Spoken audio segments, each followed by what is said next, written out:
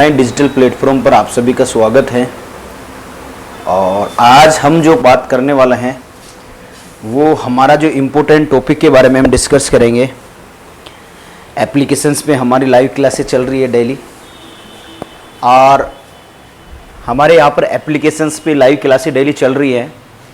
मैंने एग्रोनॉमिक फसलों के बारे में डिस्कस करूँ तो मैंने वीट पहले पढ़ा दी है, और आज जो हम बात करने वाले हैं राइस क्रॉप्स के बारे में डिस्कस करने वाला है। यानी कि आज के सेशन के अंदर वो चीज़ समझने की कोशिश करेंगे हम जो चीज़ कॉम्पिटिटिव एग्ज़ाम में पूछी जाती हैं, और वो चीज़ हम गलत करके आ जाते हैं।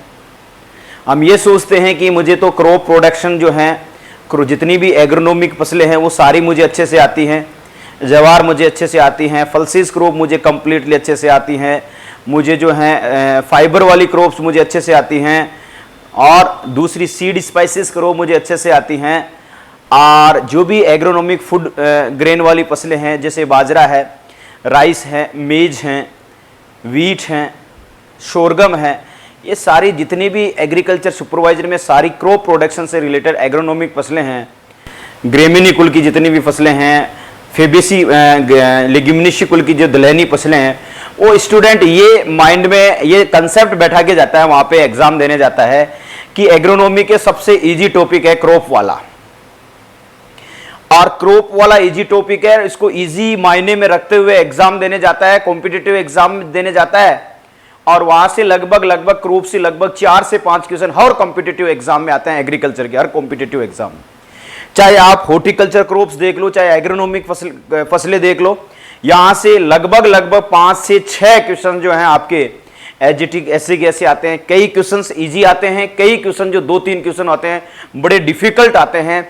ऐसे क्वेश्चंस आते हैं कि कभी कभी तो पसीना आ जाता है कि ये चीज़ हमने राइस में देखी ही नहीं है, ये चीज़ हमें मेज में मिली नहीं है, ये चीज़ हमें वो नहीं मिली है। जबकि वो सारी चीज़ें जो है एनसीईआरटी को कवर करके हम पढ़ते हैं। वैदिक जमानों से कहाँ से राइस की उत्पत्ति हुई, कौन कहाँ से कौन सा मुख्य रूप से वैज्ञानिकता कौन कहाँ राइस की उत्पत्ति मानता है। तो राइस से संबंधित एनसीईआरटी में बहुत सारी चीजें अलग अलग तरीके से दे रखी हैं, शानदार तरीके दे रखी है, जलवायु से रिलेटेड अच्छी चीजें दे रखी हैं। तो एक बार इस क्लास में आप सभी ज्वाइन हो जाइए और इस क्लास का आनंद लीजिए। राधे राधे गुरुदेव। अंजू सिहाग बेटा कैसा है? अच्छा होगा और अच्छी तैयारी चल रही होगी। दिनेश बामू बेटा, दिनेश जी कैसे हो आप? सभी अच्छे होंगे। मैं आपके लिए आज इस मोटिवेशन कोट को कंप्लीट करने चाहूंगा कि कोई नामुमकिन सी बात को मुमकिन करके दिखा, कोई नामुमकिन सी बात को मुमकिन करके दिखा, खुद पहचान लेगा जमाना, भीड़ से तू अलग चलकर दिखा, भीड़ से तू अलग चलकर दिखा। आज के इस मोटिवेशन से आपको कुछ समझ में आया होगा कि कोई नामुमकिन सी बात को तू मुमकिन करके दिखा, कोई नामुमकिन सी बात को तू मुमकिन करके दिखा, खुद पहचान लेगा जमाना, भीड़ से तू अलग चलकर तो दिखा, भीड़ से तू अलग चलकर तो दिखा। तो इसी मोटिवेशन ये कह रहा है कि जो लाखों लोग कॉम्पिटिटिव एग्जाम की तैयारी करते हैं, लाखों एग्जाम देने जाते हैं, और जो नामुमकिन है उसको मुमकिन करके दिखा, उनसे अलग चल, उनसे तू अलग पढ़ाई कर, उस भीड़ से तू अलग दिखाई दे, उस स्मार्ट स्टडी की तरफ उसका आपको एक तरीके से कि 1 लाख की भीड़ में से 1000 सीटों में हमें 1 सीट कैसे प्राप्त करनी है, हमें सरकारी दामाद कैसे बनना है, वो यानी कि कुछ अलग करके दिखाएगा, तभी क्या है संभव हो सकेगी बात। तो ये खुद की पहचान लेगा जमाना, भीड़ से तू अलग चलकर तो दिखा। आपको उस भीड़ से अलग चलकर दिखाना होगा, जमाना खुद ही तेरे को पहचान लेगा कि इस बच्चे में काबिलियत है और जरूर ये जो है सफलता की ओर चलेगा। तो भीड़ से अलग चलकर दिखाएगा, भीड़ से अलग स्टडी करेगा, भीड़ के जैसे नहीं चलेगा और कुछ अलग करने का, नया करने का सोचेगा और नई नई चीजें पढ़ेगा और नए नए अपडेट से आगे बढ़ेगा, तो निश्चित रूप से आपको सरकारी दामाद बनने से या सरकारी बेटी बनने से दुनिया की कोई ताकत नहीं रोक सकती। ये मेरा आपसे वादा है। लेकिन जैसे भीड़ चल रही है वैसे आपको चलना नहीं है, वैसे पांव आपको नहीं रखना है। भीड़ से कुछ अलग करके दिखाओ और जमाना भी पहचान लेगा कि इस बच्चे में दम है, ये भीड़ से अलग चलकर दिखा रहा है, तो जमाना भी उसकी पहचान कर लेगा। भीड़ से तू अलग चल के तो दिखा, जमाना भी आपसे पहचान कर लेगा। तो आज हम बात करने वाले हैं हमारे जो इंपॉर्टेंट क्रॉप है उसके बारे में डिस्कस करने वाले हैं। चावल के बारे में डिस्कस करेंगे, राइस के बारे में डिस्कस करेंगे।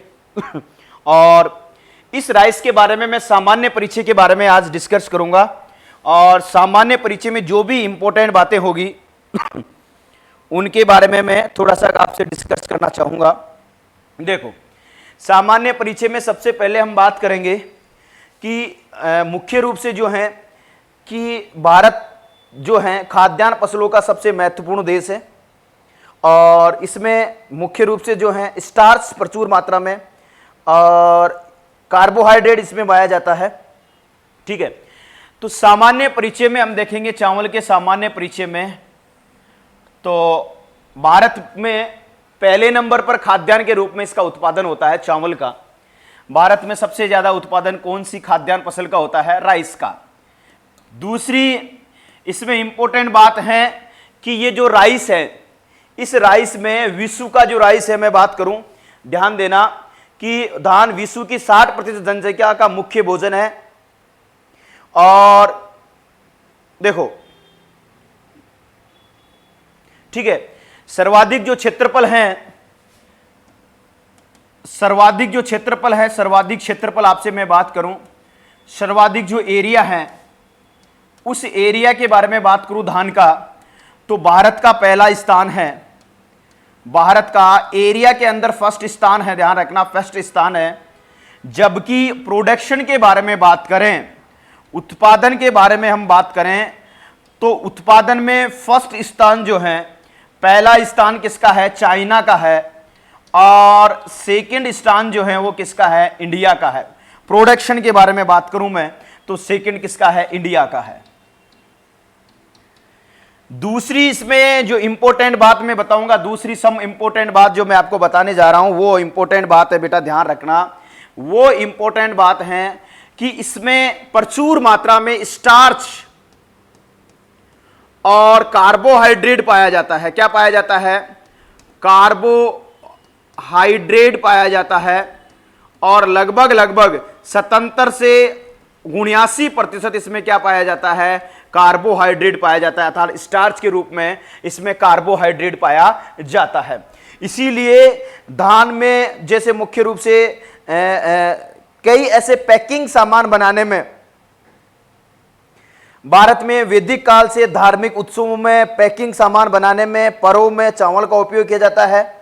आपको पता है भारत में, आपको एक रीति रिवाज में आपको बता देता हूं, वैदिक काल से रहा है कि चावल का उपयोग जो धार्मिक जो पर्व होते हैं, या हम घर पे कोई भी मान लीजिए रामायण पाठ करवा रहे हैं, तो महाराज पहले बोलेगा चावल लेके आओ थोड़े से। तो जितने भी नए काम होते हैं, धार्मिक काम होते हैं, उसमें चावल का सबसे इंपॉर्टेंट रोल है। ध्यान रखना, धान्य फसलों में किसका सबसे ज्यादा इंपॉर्टेंट रोल है? क्योंकि लगभग 60% जनसंख्या जो है भारत की, 60% जनसंख्या, याद रखना बेटा कि भारत की लगभग 60% जनसंख्या, आपको यह जानकर बड़ी हैरानी होगी कि 60% जनसंख्या का मुख्य भोजन धान है। यानी कि हम बात करें विश्व के बारे में बात करें, तो धान विश्व देखो वर्ल्ड के बारे में बात करें, भारत के बारे में नहीं, विश्व में 60% जो लोगों की जो है मुख्य भोजन के रूप में जो है, वो मुख्य भोजन के रूप में कौन सी है? वो धान है। कौन सी फसल है? धान फसल है। तो आप अंदाजा लगा सकते हो कि वैदिक काल में इसको पूजा जा रहा है, धार्मिक कार्यों में, धार्मिक स्थलों पर भी इसके पूजन होता है, इसको बुलाया मंगवाया जाता है, उसके बाद में कोई पूजा स्टार्ट होती है। इसके बाद में इसमें सामान्य जानकारी के रूप में एक बात और ध्यान रखना, हाँ, मेरे साथ जो जुड़े हुए हैं सारे स्टूडेंट सर्वाधिक रूप से जुड़े हुए हैं, और यहां पर भारत में खाद्यान्न के उत्पादन में चावल का प्रथम स्थान है। मैंने आपको बताया है, इसमें मुख्य रूप से जो है प्रोटीन पाई जाती हैं, और धान में जो प्रोटीन पाई जाती है उसे ओराइजीन कहते हैं, ओराइजेनिन कहते हैं, ओराइजीन। और ये जो है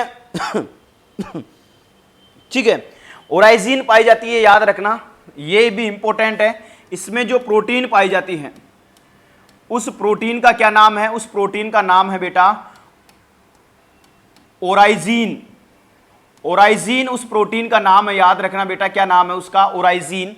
और ये लगभग जो व्हाइट धान होता है उसमें 6 से 7% प्रोटीन जो है उसको क्या बोलते हैं? ओराइजीन कहते हैं। और जो ब्राउन धान होती है, भूरी, उसमें लगभग 7.8%, कितने परसेंट, 7.8% क्या पाई जाती है, प्रोटीन पाई जाती है, जिसमें किसमें, मैं यहां लिख देता हूं, ब्राउन धान जो भूरी राइस होती है उसके अंदर प्रोटीन ज्यादा होती है, ध्यान रखना।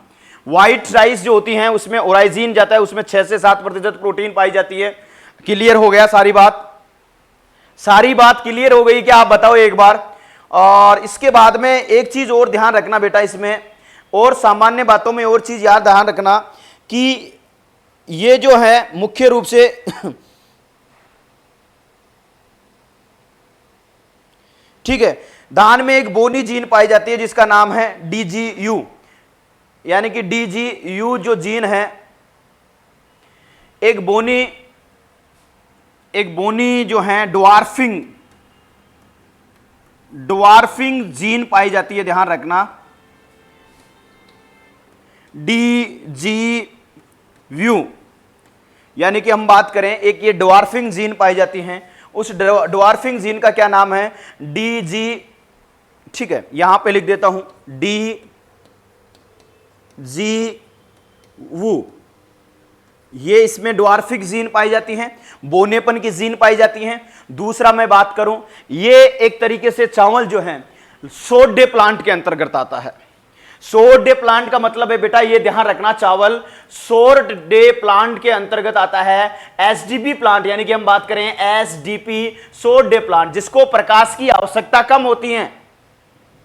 देखो, प्रकाश की अवधि के हिसाब से 3 प्रकार के पौधे होते हैं, एक तो शॉर्ट डे, लॉन्ग डे और डीएनपी, यानी कि डे न्यूट्रल प्लांट, जिनको ऐसे प्लांट, डे न्यूट्रल प्लांट वो प्लांट होते हैं जिनको प्रकाश की आवश्यकता नहीं होती है, और शॉर्ट डे प्लांट जिनको कम प्रकाश की आवश्यकता होती है, जैसे 8 घंटे से भी कम प्रकाश की आवश्यकता, लेस देन 8 आवर्स से भी कम प्रकाश की आवश्यकता होती है, और 8 घंटे से ज्यादा प्रकाश की आवश्यकता होती है, उन्हें लॉन्ग डे कहते हैं, और 8 से कम जो है प्रकाश की आवश्यकता होती है, लाइट की आवश्यकता होती है, उसे हम शॉर्ट डे प्लांट कहते हैं। तो ये एसडीपी प्लांट के अंतर्गत आता है, किसमें आता है, एसडीपी प्लांट के अंतर्गत। दूसरी इसमें एक चीज और इंपॉर्टेंट, सामान्य रूप से मैं आपसे बात करूं ड्वार्फिक जीन के बारे में, DUGU जीन के बारे में मैंने बताया, प्रोटीन जो पाई जाती है ओराइजीन कहते हैं। उत्पादन में दूसरा स्थान है, पहला स्थान किसका है, चाइना का, और सर्वाधिक क्षेत्रफल भारत का है। क्षेत्रफल एरिया देखें तो भारत का पहला स्थान है एरिया में, वर्ल्ड का पहला एरिया में पहला स्थान है। प्रोडक्शन में देखें तो पहले नंबर पर चाइना आता है, और दूसरे नंबर पर कौन सा आता है, इंडिया आता है, और 60% विश्व की 60% जनसंख्या जो है चावल के भोजन पर क्या होती हैं, डिपेंडेंट रहती हैं। ये मैंने सारी चीजें आपको बताई, आई होप कि ये सारी चीजें क्लियर हो गई होगी। क्लियर हुई चीजें सारी, एक बार कमेंट्स करके बताएं। और मैंने कार्बोहाइड्रेट बताया इसमें बिल्कुल, तो यहां पर जो सारी चीजें हैं आपकी क्लियर हो गई होगी। हाँ, दूसरी इसमें मैं बात करूं आगे, और आगे की इसमें मैंने सारी जितनी भी इंपॉर्टेंट बातें थी सामान्य रूप में वो मैंने आपको बताई हैं। और आगे इसमें एक चीज और ध्यान रखना, धान में कुछ कहा जाता है कि ये क्वेश्चन भी पूछा जाता है कि धान में जो है जो फल का प्रकार है, धान के जो दाने को केरोप्सिस कहते हैं और पुष्पक्रम को पेनिकल कहते हैं। ठीक है, तो ये कहा जाता है। तो कुछ इंपॉर्टेंट बातों के बारे में और हम डिस्कस करते हैं, और वो जो चीज़ है ये चीज़ आपने लिख लिया होगा, और इसमें कुछ इंपॉर्टेंट बात जो है वो और अपन डिस्कस करते हैं। देखो वो जो डिस्कस करने जा रहे हैं कि इसमें एक चीज़ और ध्यान रखना कॉमन है, और वो कॉमन ये है कि इसमें ध्यान रखना बेटा कि इसमें जो सामान्य परिचय देख रहे हैं, इस परिचय में एक चीज आपको याद करके रखना है कि इसके जो दाने का जो प्रकार है, वो दाने का प्रकार आपको पता है सभी को, केरोप्सिस प्रकार का है। किस प्रकार का है, केरोप्सिस प्रकार का है, यानी कि आपको पता है कि जो दाना होता है, दाने को हम केरोप्सिस कहते हैं। ठीक है, क्या बोलते हैं,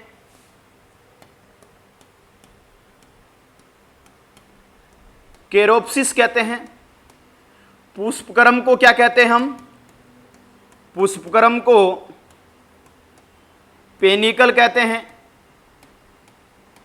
ये आप लिख लेना बेटा, कोई इंपॉर्टेंट बात नहीं है, नहीं पूछी जाएगी एग्जाम में।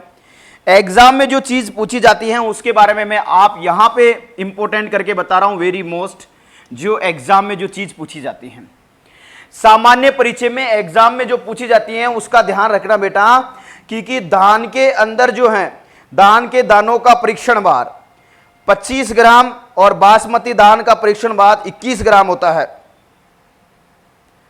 ठीक है, देखो एक ध्यान रखना, एक होती है बासमती राइस, बासमती जो सबसे फेमस है इंडिया में, बासमती राइस जो पंजाब की फेमस है, बासमती राइस, इसका जो टेस्ट वेट होता है, टेस्ट वेट जो होता है वो टेस्ट वेट होता है जिसको हम परीक्षण भार कहते हैं, वो 21 ग्राम होता है। 21 ग्राम मतलब 1000 दानों का वजन। देखो एक चीज में बार बार ये आपको मैं बता देता हूं, एक होती है सीड इंडेक्स और एक होती है सीड इंडेक्स के साथ साथ एक होती है टेस्ट वेट। ये दोनों टर्मिनोलॉजी रिलेटेड हैं। जो मोटे दानों के फसलें होती है, मोटे जैसे धान, धान नहीं जैसे मेज, चना, मूंगफली, दाना उनका साइज, दाने की साइज मोटी होती है, तो वो तो ली जाती है सीड इंडेक्स में और 100 दानों का भार लेते हैं सीड इंडेक्स में। और ये जो छोटे दाने वाले जो फसलें हैं, चावल हो गया, चना सॉरी चावल के साथ ज्वार हो गया, गेहूं हो गया, उनमें हम लेते हैं टेस्ट वेट, तो ये लेते हैं 1000 दानों का। ये कितने दानों का? 1000 दाने का।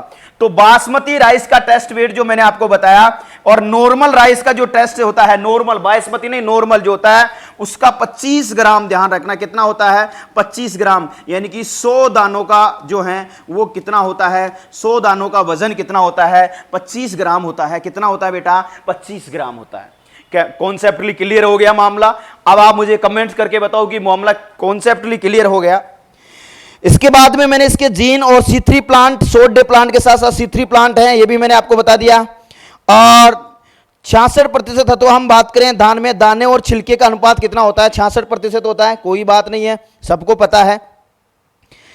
और धान की फसल में विनाइट्रीकरण और निच्छालन नुकसान रोकने के लिए रिड्यूस्ड जोन में डाला जाता है, जिससे सबसे अधिक नाइट्रोजन का नुकसान विनाइट्रीकरण द्वारा होता है। एक चीज धान में सबसे इंपॉर्टेंट है, विनाइट्रीकरण और निच्छालन। देखो एक ऑक्सीडाइज्ड जोन होता है और एक रिड्यूस्ड जोन होता है, अपक्षयित जोन। बेटा ये एक रखना, ऑक्सीडाइज्ड जोन और रिड्यूस्ड जोन, अपक्षयित जोन, दो जोन होते हैं सोइल्स के। एक तो रिड्यूस्ड जोन होता है और एक ओ का मतलब ऑक्सीडाइज्ड जोन। रिडक्शन और ऑक्सीडेशंस, रिडक्शन और ऑक्सीडेशंस। तो जो धान में विनाइट्रीकरण को रोकने के लिए अमोनिया का, धान में अमोनिया का अधिक पानी की वजह से धान में अमोनिया का वायुमंडल में होर्स होना, वायुमंडल में अमोनिया का हार्स होना क्या कहलाता है? विनाइट्रीकरण प्रोसेस कहलाती है। और नाइट्रोजनी का वापिस आना विनाइट्रोजनी प्रोसेस कहलाती है। नाइट्रेट से नाइट्रीकरण की क्रिया हो रही है और उससे वापस नाइट्रीकरण हो रहा है, तो विनाइट्रीकरण की प्रोसेस हो रही है। जब भी इसमें फर्टिलाइज देते हैं, धान की फसल में फर्टिलाइज दे रहे हैं, उर्वरक दे रहे हैं, तो वो हमेशा रिड्यूस्ड जोन में दी जाता है। किस में दी जाता है? अपक्षयित जोन में हमेशा उर्वरकों को देना चाहिए। क्योंकि किसको रोकने के लिए? एक तो विनाइट्रीकरण को, प्रोसेस को, विनाइट्रीकरण की प्रोसेस को रोकने के लिए बेटा, और एक लीचिंग, अपचालन, लीचिंग होते हैं ना, कि लीचिंग क्या होता है कि रूट जोन से नीचे की तरफ चले जा रहे हैं न्यूट्रिएंट, जितने भी पोषक तत्व हैं वो रूट जोन से नीचे की तरफ जा रहे हैं, क्योंकि पानी भरा रहता है, धान में पानी भरा रहता है और इसीलिए नाइट्रोजन का होर्स होता है, वहां पर विनाइट्रीकरण की क्रिया होती है। जब पानी भरा रहता है तो वहां पर जो है अपचालन, लीचिंग की क्रिया होती है, रूट जोन से नीचे की तरफ पोषक तत्व चले जाते हैं। तो अपचालन को रोकने के लिए, अपसालन को रोकने के लिए और विनाइट्रीकरण को रोकने के लिए हमेशा अपक्षयित जोन में, कौन से जोन में? हमेशा याद रखना बेटा, अपक्षयित जोन में, अपचयित जोन में उर्वरकों का देना सबसे इंपॉर्टेंट है, ध्यान रखना। ऑक्सीडाइज जोन में नहीं देते हैं, किसमें देते हैं? रिड्यूस जोन में यहां पर उर्वरकों का छिड़काव करते हैं विनाइट्रीकरण और अपक्षालन को रोकने के लिए। विनाइट्रीकरण और अपक्षालन के नुकसान को रोकने के लिए काम करते हैं। ठीक है, अब कुछ इंपॉर्टेंट चीज मैं आपको बता देता हूं। इसमें विनाइट्रीकरण है और अपक्षालन जो है वो किससे संबंधित है। एक चीज और इसमें पूछी जाती है,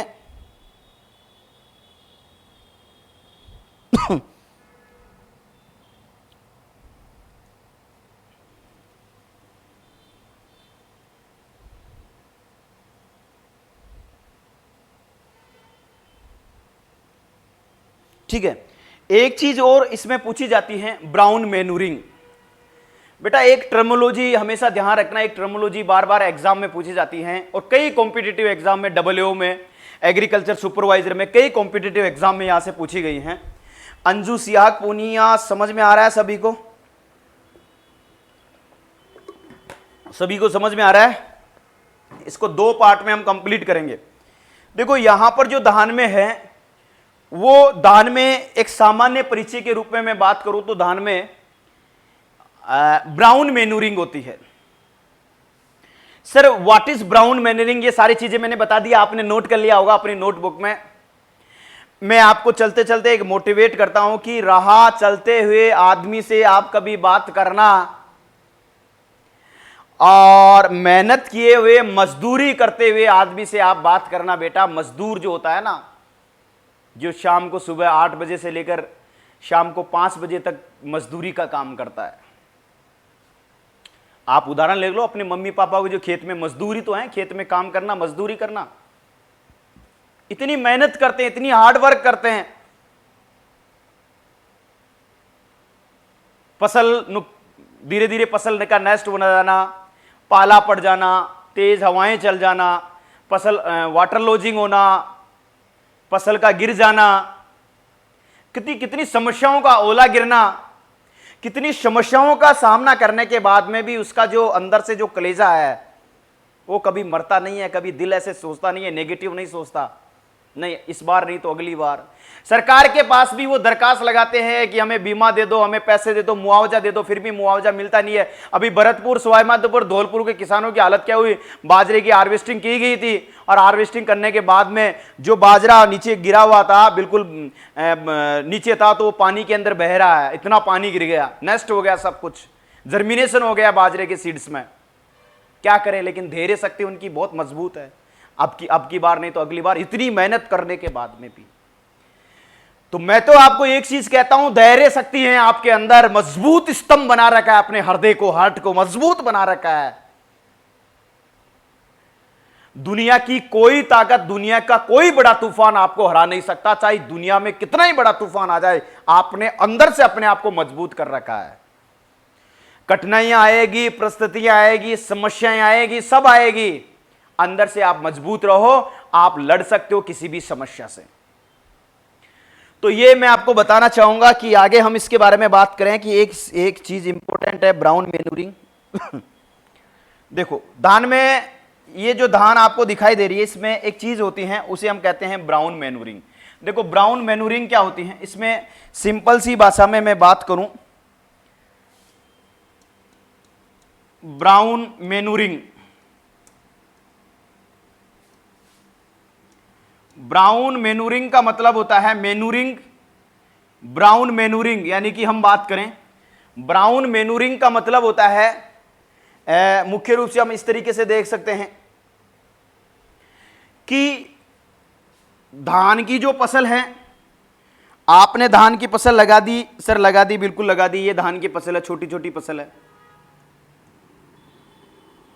ये जो धान की फसल आपने देख रखी है, छोटी छोटी फसल है, ये धान की फसल है।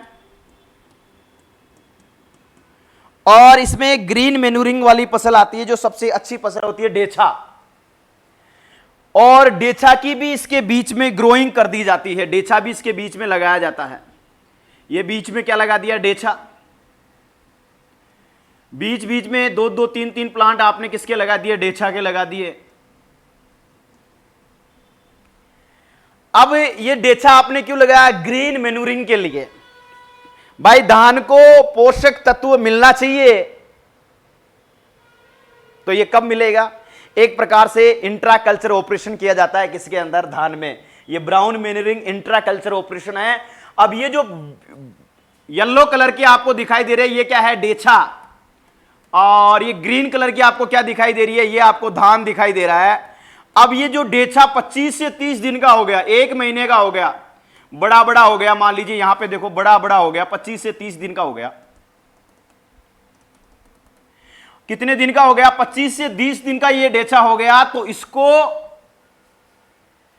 हल चलाकर, या हम बात करें कोई भी टिलेज जो है, या हल चलाकर मिट्टी में मिला देते हैं, इसको बारीक बारीक पीस देते हैं। इसी में सेम हल चलाकर इसको बारीक बारीक मिट्टी में मिला देते हैं। और ये जो मिट्टी में मिलाने की क्रिया है, इसको हमने क्या कर दिया बेटा? मिट्टी में मिला दिया। धान की फसल, उगती हुई फसल में हमें मिट्टी में मिला दिया इसको। और ये प्रोसेस क्या है? ये प्रोसेस है ब्राउनिंग मैन्यूरिंग कहलाती है। सर ये क्यों की जा रही है? ये इसलिए की जा रही है बेटा कि एक तो विनाइट्रीकरण के लॉसेस को रोकने के लिए, क्योंकि हम देते थे रिड्यूस जोन में उर्वरक देते थे, जब ब्राउन मैन्यूरिंग करेंगे। दूसरा, प्लांट को, क्योंकि ग्रीन जो है हरी खाद जो होती है उसमें भरपूर पोषक तत्व पाए जाते हैं, भरपूर nitrogen, phosphorus, potash, organic matter सारे होते हैं, ऑर्गेनिक कार्बन होता है। और इसलिए ये मिलते ही इसका जो है ग्रोथ अच्छी होगी। किसकी? धान की फसल की ग्रोथ अच्छी होगी, और उससे यील्ड आपको अच्छी मिलेगी, पौधा आपको अच्छा मिलेगा, और चारा आपको अच्छा मिलेगा, फोडर आपको अच्छा मिलेगा, और अच्छी क्वालिटी का धान मिलेगा जिसमें प्रोटीन अच्छी मात्रा में पाई जाएगी। इसलिए इसे हम क्या कहते हैं? ब्राउन मैन्यूरिंग कहते हैं। क्या कहते हैं? Brown manuring. बोलो समझ में आया कि नहीं आया? बोलो समझ में आया कि नहीं आया?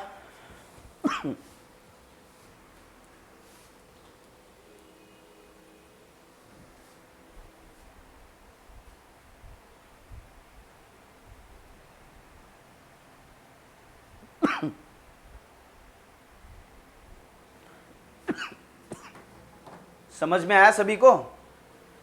थोड़ा सा प्रॉब्लम चल रहा है बेटा, खांसी वासी जुकाम उखाम का मामला चल रहा है, तो आप भी थोड़ा सा बच के रहा करो, जुकाम उखाम से बच के रहा करो बेटा। तो ब्राउन मैन्यूरिंग आपको मैंने अच्छे से बताई हैं, और ये इंट्रा कल्चर ऑपरेशन है। तो ये सारी चीज़ें मैंने आपको अच्छे से बता दी हैं। और अब इसके कुछ इंपॉर्टेंट बात करेंगे। धान में अर्धजलन मगन पौधा होता है।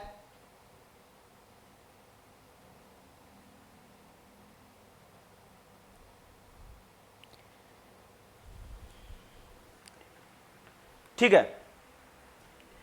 अब ये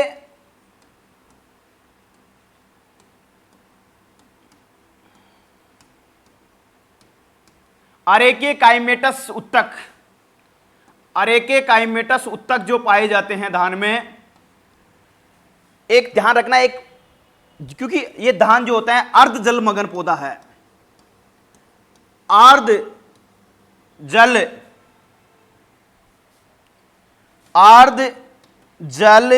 मगन पौधा है। और जब ये अर्ध जल मगन पौधा है तो ऐसी कंडीशन में ऑक्सीजन की उपस्थिति होना जरूरी है। और आपको पता है जो अर्ध जल मगन पौधा है तो ऑक्सीजन पत्तियों में उपस्थित जो होता है, अब ये ऑक्सीजन जो है अर्ध जल मगन है, आधा डूबा हुआ होता है पानी में, तो ऑक्सीजन तो चाहिए। तो इनकी पत्तियों के अंदर, इनके लीप में उत्तक पाया जाता है जिसका नाम क्या है? अरेके काइमेटस इस उत्तक हैं जिनमें ऑक्सीजन उपस्थित होती हैं। तो ऑक्सीजन को ग्रहण करने वाले लीप में पाए जाने वाले कौन से उत्तक हैं? वो अरेके काइमेट्स उत्तक हैं जो ऑक्सीजन को क्या करते हैं? ग्रहण करते हैं। तो ये सारी इंपॉर्टेंट बातें, सामान्य बातें, सारी चीजें मैंने अभी बताई। अब इसमें इसके क्लासिफिकेशंस के बारे में बात करेंगे और इसकी नर्सरी के बारे में बात करेंगे। फिर इसके क्लासिफिकेशंस मतलब धान की कई प्रजातियां हैं, धान की कई प्रजातियों के बारे में हम डिस्कस करेंगे। जैसे कि आपने सुना होगा कि 24 प्रजातियां हैं जिनमें से 2 की खेती की जाती है। आपके यहां पर धान की कितनी प्रजातियां हैं? 24 प्रजातियां हैं, लेकिन भारत में 2 की खेती की जाती हैं, ओराइजा सेटाइवा और इंडिका, जेपोनिका, जवानिका। ठीक है, तो यहां पर अब हम बात करेंगे इसके वर्गीकरण के बारे में। ठीक है, देखो धान के वर्गीकरण के बारे में हम बात करें, और सबसे सिंपल आपको पता है ओराइजा सेटाइवा इसका क्या है।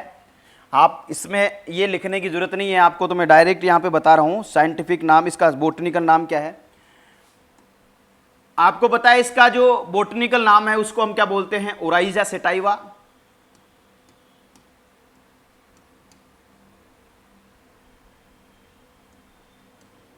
Oryza sativa. और इसके बाद में हम इसकी फैमिली के बारे में बात करें या कुल के बारे में बात करें तो ग्रेमिनी कुल का पौधा है, जिसको हम पोएसी भी कहते हैं, जिसको हम क्या कहते हैं? पोएसी कहते हैं। ग्रेमिनी कुल आपको पता है, और ग्रेमिनी का दूसरा नाम है पोएसी।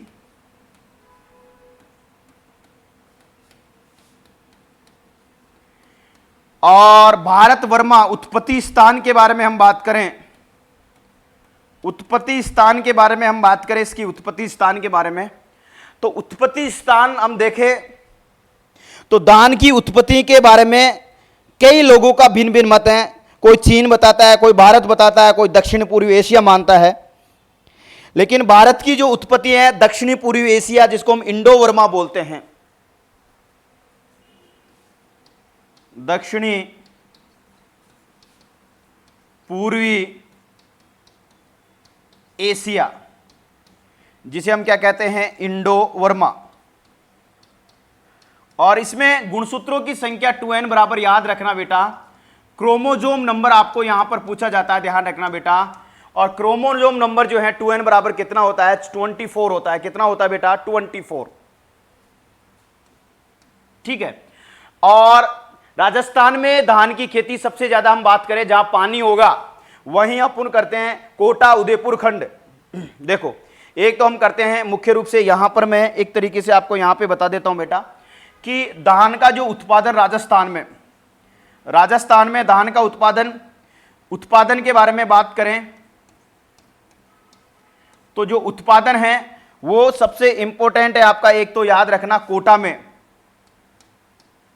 और कुछ जगह उदयपुर पे भी, और अपना उत्तरी इलाका है, उत्तर जो राजस्थान का नक्शा है, और ऊपरी ऊपर हनुमानगढ़ और गंगानगर पाया जाता है। तो राजस्थान में गंगानगर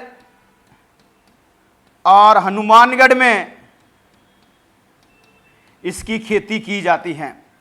गंगानगर और हनुमान, क्योंकि गंगानगर और हनुमानगढ़ में नहरें चलती है, पानी चलता रहता है, तो वहां इरिगेटेड एरिया है, सिंचित एरिया है, तो वहां संचित एरिया है, इसलिए वहां पानी की आवश्यकता है, नहरें चलती रहती है, तो वहां पे भी धान की खेती की जाती है। क्योंकि गंगानगर हनुमानगढ़ पंजाब से सटे हुए जिले हैं राजस्थान के, और पंजाब में सर्वाधिक खेती होती है बासमती धान की, क्योंकि धान सबसे ज्यादा होता है पंजाब हरियाणा में, वहां आप देखोगे। तो वहां पर गंगानगर, हनुमानगढ़, कोटा, और अपने यहां इधर देखो दक्षिणी क्षेत्र में राजस्थान का जो दक्षिण है उदयपुर है, इधर कोटा आ गया, झालावाड़ आ गया, तो यहां पर भी धान की खेती की जाती है। और ऊपर उत्तरी इलाके में, उत्तरी जो है उत्तर दिशा है, ऊपर चोटी पे, वहां पे भी जैसे गंगानगर और हनुमानगढ़। तो ये मैंने आपको कुछ सामान्य जानकारी के बारे में आज की क्लास में बताया है। हम इसको 3 पार्ट में पढ़ेंगे और तीनों पार्ट में अच्छे से इसको क्लियर करेंगे। ओराइजा सेटाइवा, बिल्कुल। तो सामान्य जानकारी और इसके धान के वर्गीकरण के बारे में मैंने आज की क्लास में बताया है। ज़्यादा लंबी क्लास आपकी नहीं लेंगे, नहीं तो कंफ्यूज हो जाएगा बाद में। सेकंड पार्ट में धान की प्रजातियों के बारे में, नर्सरी के बारे में, जलवायु के बारे में, इरिगेशन स्टेजेस के बारे में बातें करेंगे। थर्ड पार्ट में इसके प्लांट प्रोटेक्शन के बारे में बात करेंगे, डिजीज के बारे में, इंसेक्ट के बारे में।